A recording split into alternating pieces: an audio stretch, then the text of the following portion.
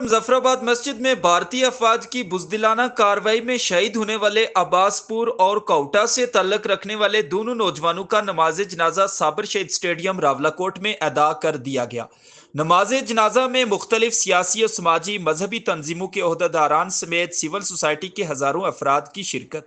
इस मौके पर शुरकाए नमाज जनाजा ने मोदी मुखालिफ नारेबाजी की और इस अज़्म का इजहार किया कि हम मोदी हुकूमत की बुजदिलाना कार्रवाइयों से घबराने वाले नहीं, हम पाक अफवाज के साथ खड़े हैं, हम किसी सूरत पीछे हटने वालों में से नहीं, हम शोहदा के वारिस हैं, हम 1947 के अधूरे मिशन की तकमील के लिए किसी भी कुर्बानी से दरेग नहीं करेंगे। इस मौके पर शोहदा के बुलंद दर्जात के लिए खुसूसी दुआ की गई। नमाज जनाजा में पाक अफवाज के ऑफिसरान, जिले इंतजामिया, जिले ऑफिसरान, साबिक वुजरा ने भी खुसूसी शिरकत की। नमाज जनाजा की अदायगी के बाद शोहदा की मैयतों को आबाई इलाकों की तरफ रवाना कर दिया गया। शफीक अहमद, कश्मीर एक्सप्रेस डिजिटल, रावलाकोट, आजाद कश्मीर।